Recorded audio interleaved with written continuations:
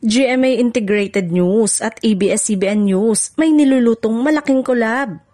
Mukhang isang makasaysayang pagtutulungan ang binubuo ngayon ng GMA Integrated News at ABS-CBN News matapos kumalat ang balitang may inihandang espesyal na collaboration project ang dalawang higanting news organization sa bansa.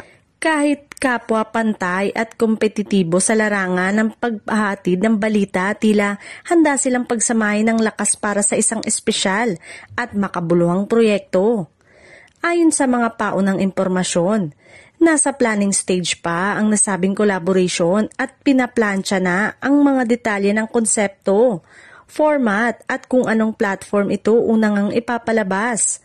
Hindi pa man kumpleto ang anunsyo.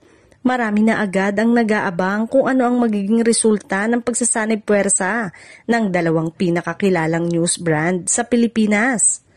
Maraming netizen at media watchers ang nagsasabing posibleng ito ay para sa isang major documentary, special coverage o isang makabagong public service initiative at nangangailangan ng mas malawak na resources at reach.